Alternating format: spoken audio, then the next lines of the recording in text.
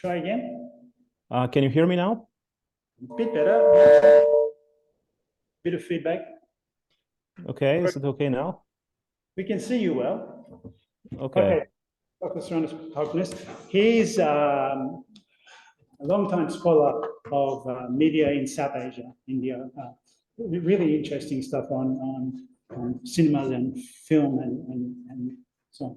Been reading his work for a long time. May have endorsed it somewhere, I can't remember. But yeah, he's really interesting and has great work, most recently on video in demand, an essay that's about to come out in Inter-Asia Cultural Studies.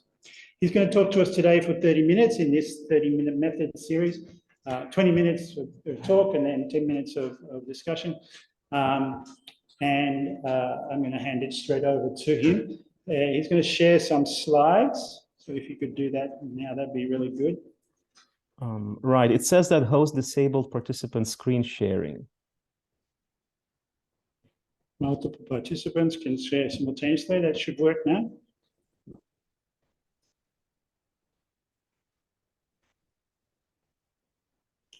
Okay. You want to click play? Yeah. Yeah. All right. I'm really happy that you could join us today and ready to go. So I hand it over to you. Thank you, John. I would say about the translation, it might not be perfect because it was done quickly over the weekend, but I want to thank my friend Hang for helping with the translation. Okay, all yours, Sarunas.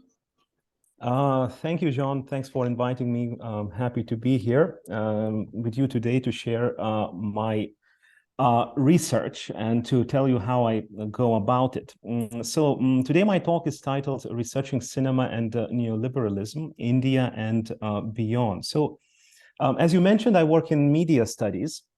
I do research in this field, but by training, I'm a political scientist. So I look at cinema not from film studies or film philosophy perspective, but I research cinema as a social scientist. What interests me most is the relationship between cinema and social reality. For me, cinema is a barometer of social and political issues, of social change. And it gives me access, the research on cinema gives me access to the, let's say, social and political unconscious of a society, and in my case, India. Just a few words about, how I got into researching cinema and neoliberalism. What actually triggered this is that around 2005, 2006, I noticed that there are some changes in representation in Hindi cinema. And what I saw was the proliferation of initially very gradual, but then increasingly abundant of imagination that I call in my research dark imagination, that is focus on violence, both actual and psychological. Films usually were set in urban underbellies, focusing on the, let's say, dark side of the existence. And as years went by, there were more and more of these kind of films. So my research was my attempt to answer the question why this kind of imagination is proliferating, why this kind of cinema is emerging. So I began my research by looking at the social and political realities in India at that time, which were marked by neoliberalism. Neoliberalism as economic theory, which has an immense impact on social and political realities. Here in this slide, there are some key aspects of neoliberalism that I was looking at. India became neoliberal or embraced neoliberalism in the 1990s.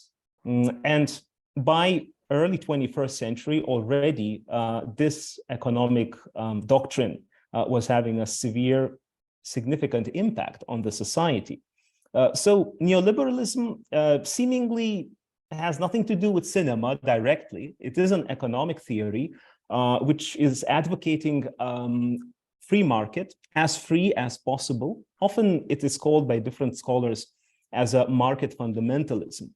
It has a very interesting, illustrious history, which I'm not going to go into today due to the time constraints emerging in mid-20th century after the Second World War, and some personalities that were associated with it, like von Hayek, Friedman, some of the most influential economists in the 20th century. And neoliberalism grew, proliferated globally since roughly 1980s, 1990s, after the fall of the Soviet Union as well. And what interests me in my own research was the impact of neoliberalism on society and culture, how neoliberalism restructures culture, restructures society, and how it changes the concept of the individual. So there is plenty of research done on, let's say, how neoliberalism fosters entrepreneurship, Homo economicus, that's something Foucault talked about, how it impacts extreme forms of individualism, emergence of new economic elites, and to a large extent, it contributes to massive social divisions in the society between those who succeed and those who are left behind. This period since the 80s also marks massive rise of importance of corporations, especially media technology corporations. And also, this period is marked by, let's say, commodification of everything, commodification of cultural sphere, where everything becomes a commodity.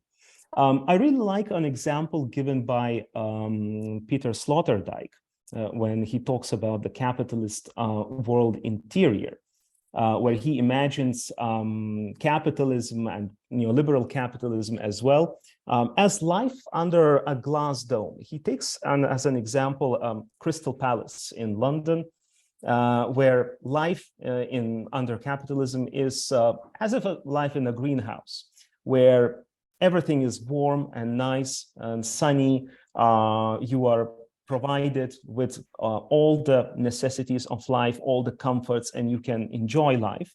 But the majority of people are in the exterior. They are outside of this glass dome.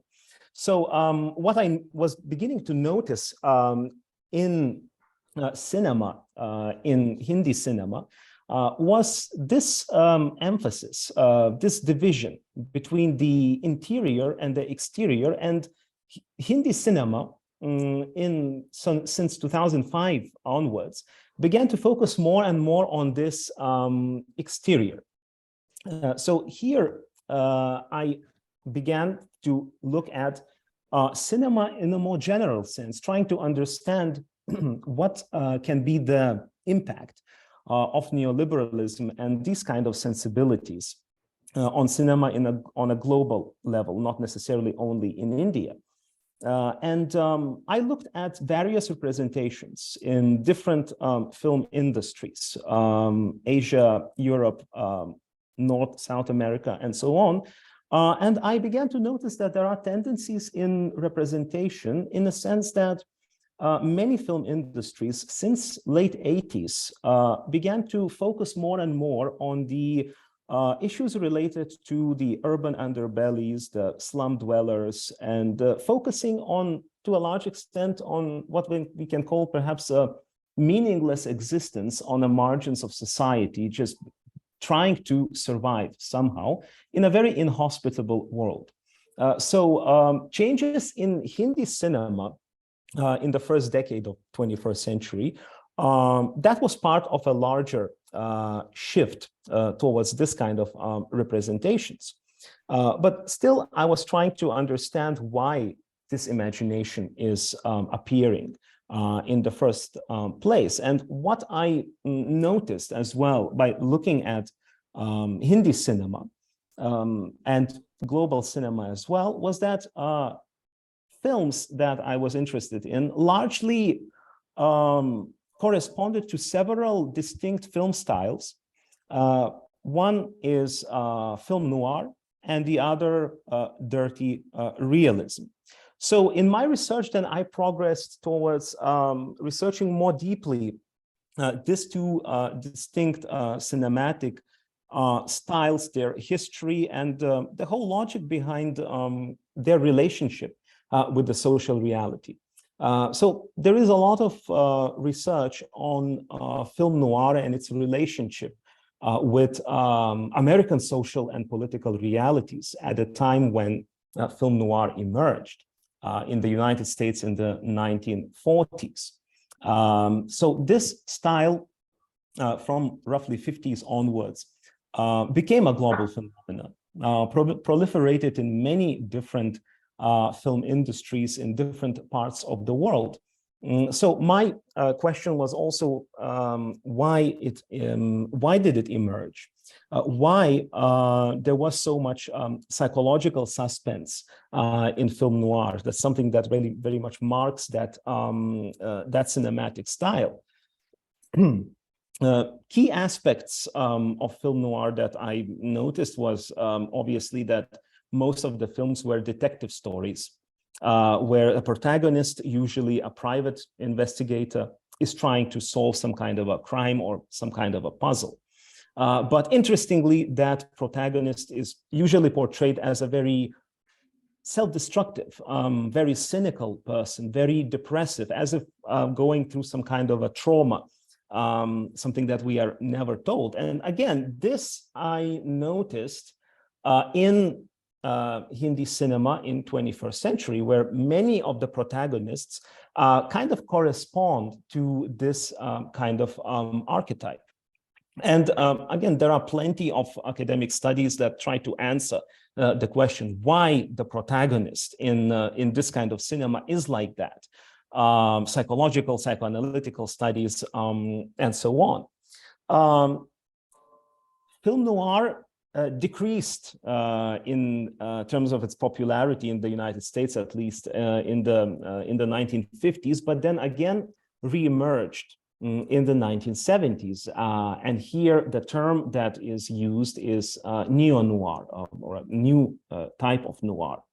But again, if we want to understand why it reemerged, we have to look at the relationship between cinema and social and political realities in the United States at that time in the 1970s. And again, plenty of academic studies are there on this. And neo-noir, after its emergence, became extremely popular in the whole world, and it is still continuously one of the most popular, I would say, cinematic styles in many mainstream cinemas.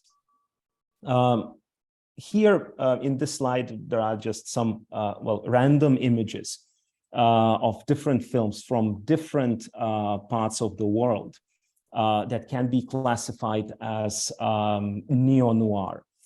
Many of these films follow a pattern of a detective story or a crime thriller, but in some cases, films just adopt the visual style, the style of deep shadows and so on, not necessarily getting into the detective stories. Another important element in my research was to look at dirty realism, another style which is far less researched than film noir, at least when it comes to cinema. Dirty realism was a literary movement in early 1980s in the United States, and some famous authors were associated with it, like Charles Bukowski, Carver, and so on. So what dirty realism looked at as a literary movement was at the dark side of existence in the United States. It focused on the small town America, suburbs, lives of what is called the blue collar people. those who do menial labor, factory workers, and so on and so forth. And life in this setting circled around suburbia, shopping malls, fast food restaurants, gas stations, and so on.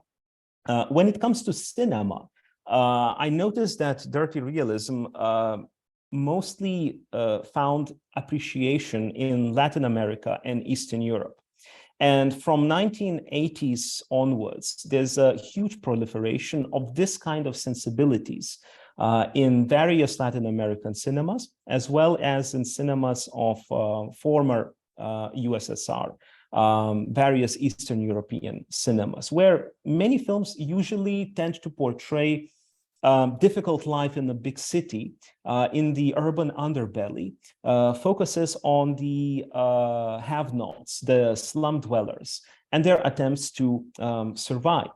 And again, dirty realism in cinema and its emergence, that I connect very much also to the social and political realities of the time.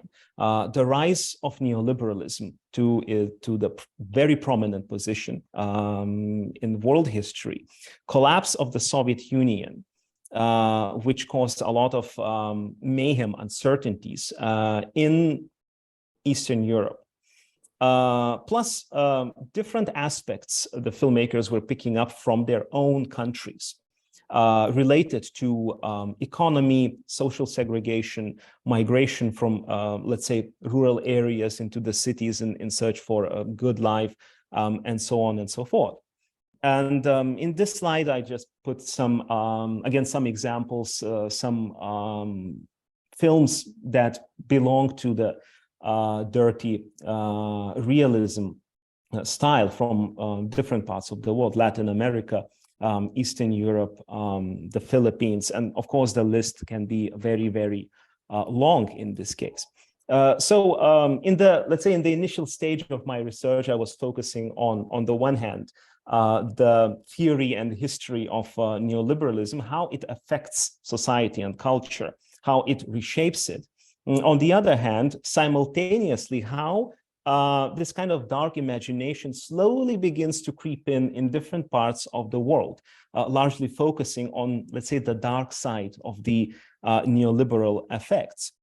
Now, when it comes to India, which is at the core of my research, neoliberalism came to India in the 1990s, and the first decade was marked by more or less, let's say, the celebration of globalization, the celebration of global India, global lifestyle.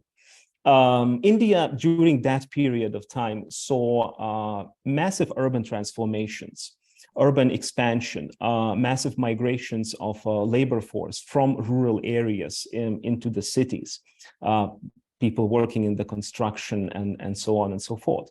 That was the time when new middle classes began to emerge.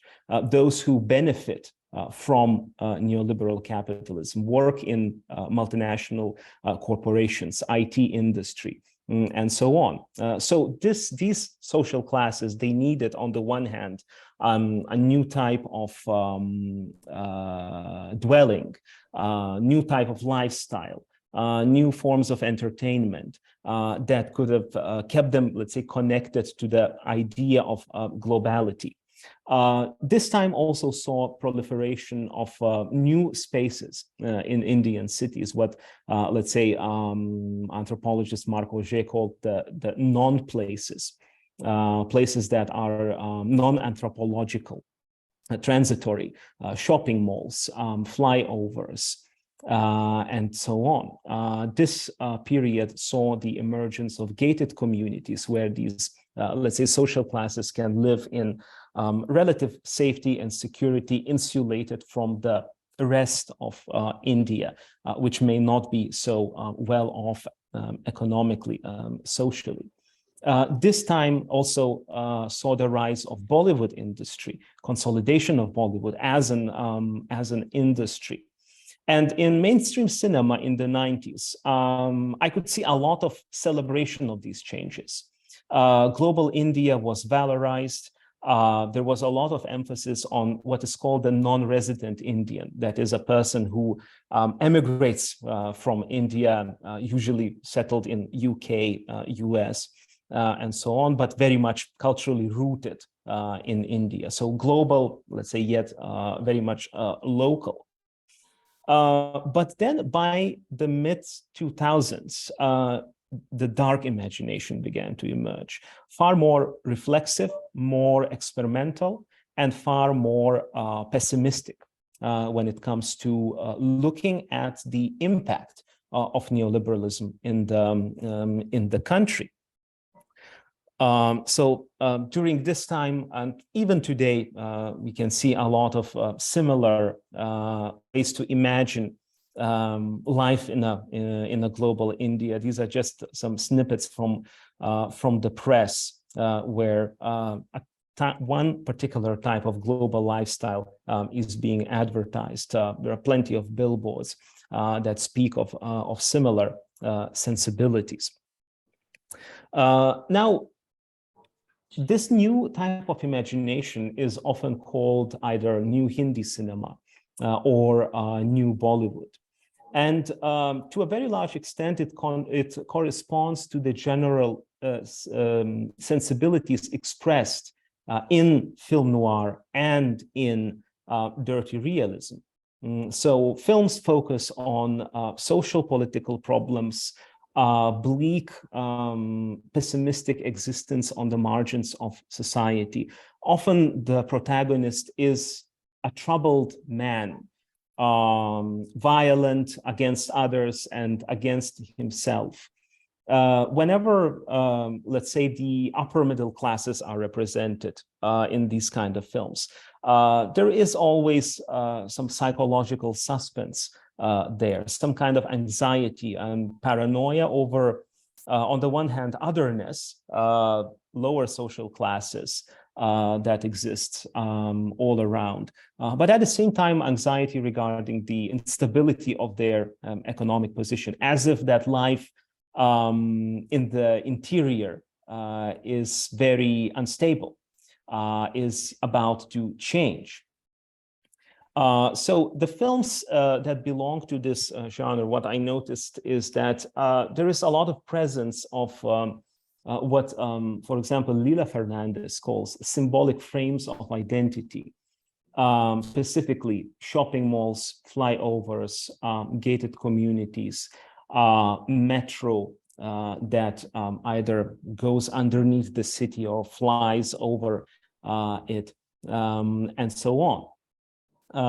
Some of the films that belong to this new kind of, let's say, movement, you can see here in the slide, again, some interesting examples, interesting for me in my research, the films that I analyzed and their relationship with social and political reality. The list can be very, very long. Over the past 15 years, there's been quite a lot of films done.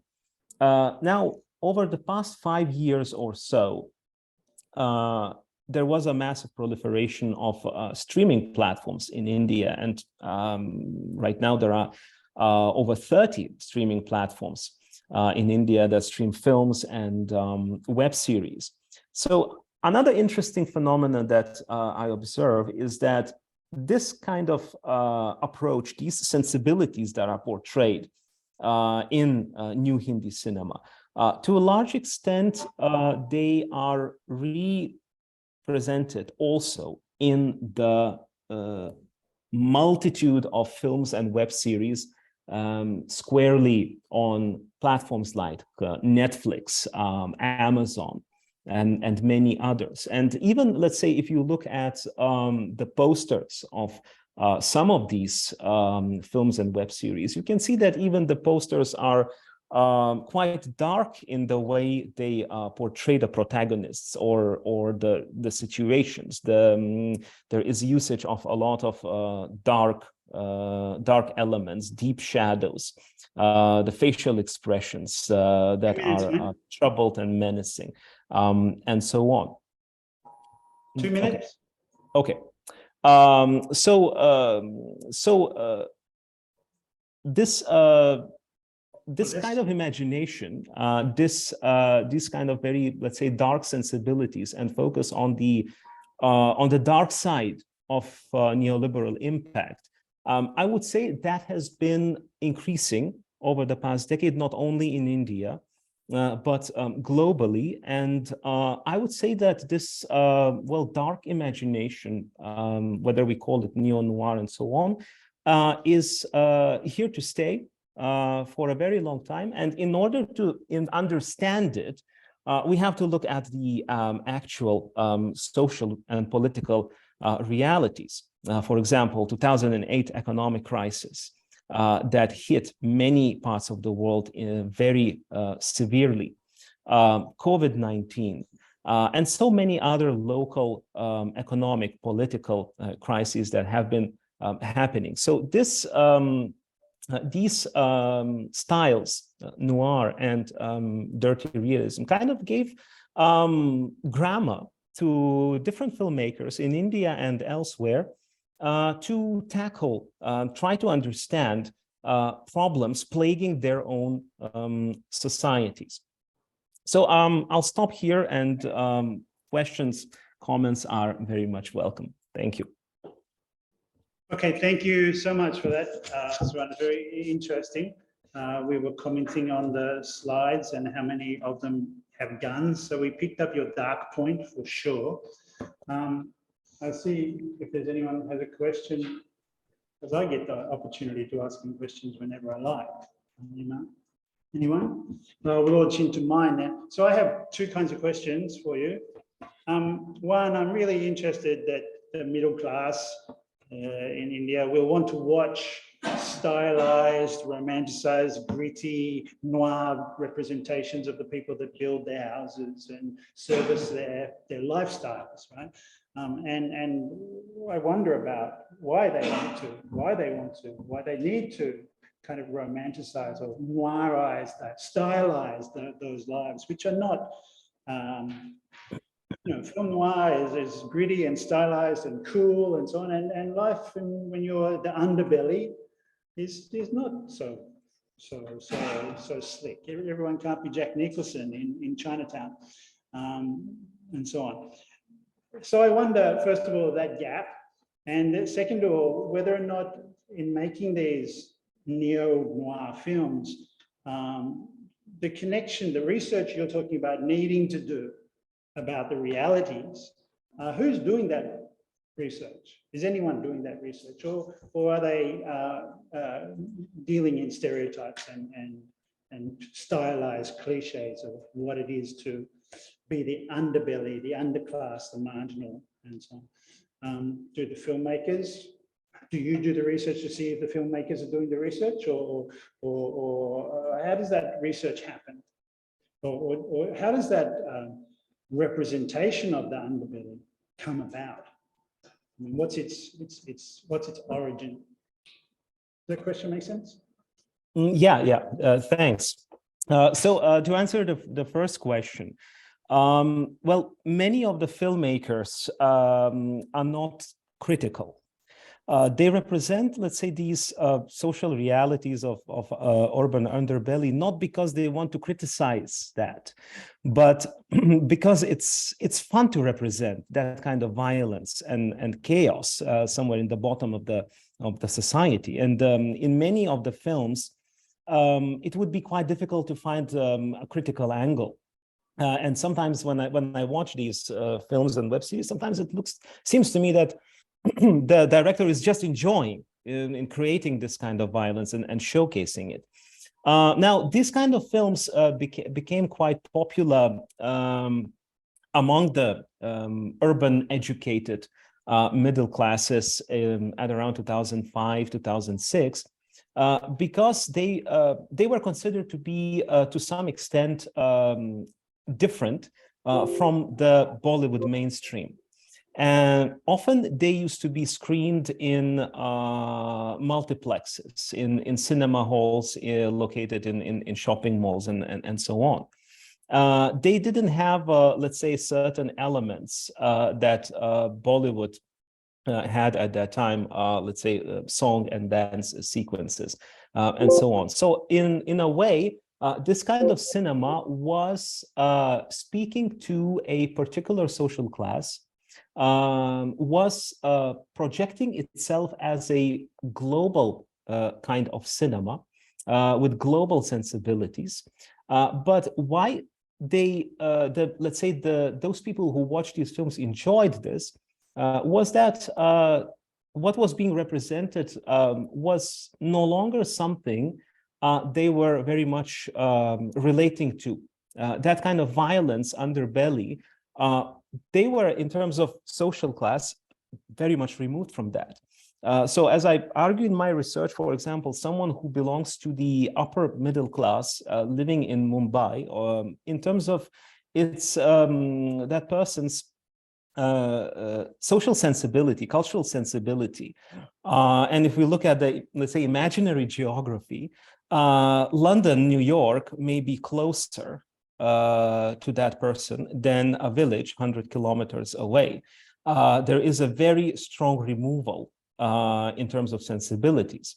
For example, Ashish Nandi has written about the voyage from the village to the city, how in the, let's say, in the 70s cinema, the village is very much romanticized by characters who live in the urban underbelly in Mumbai. Village is something one longs for, dreams to come back, and so on.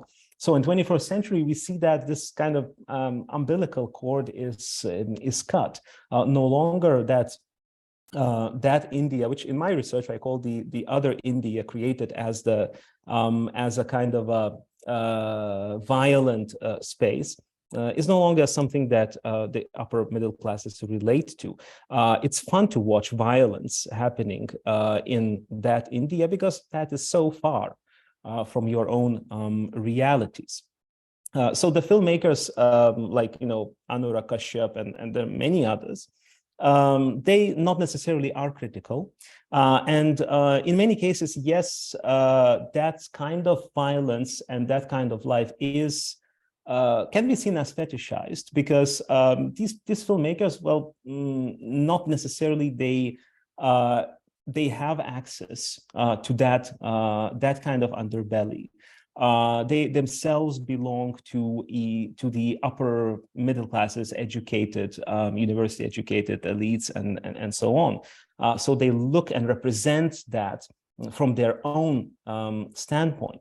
So that is another interesting example to look at, to what extent these filmmakers create stereotypes and proliferate these stereotypes. Great, thank you very much. Anyone's got a short question? One from Kim Funk. We only have a minute to go, so I'm going to say thank you. Okay. Yeah. So now, and Kim Funk will ask a question. Thank you very much for your presentation. I have a question. With the increasing popularity of dirty realism and film noir, did popularity show that the audience are more interested in the dark side of the life than the romantic side of life? What is the reason? Thank you. Well, I would argue that to a large extent, what is portrayed is the fetishized version of the dark side, and that is something that the audiences to a large extent are interested in. The dark side as something that is on the one hand removed, but at the same time quite close, given the kind of social and political changes globally happening in India and elsewhere. As I said, this is a global phenomenon.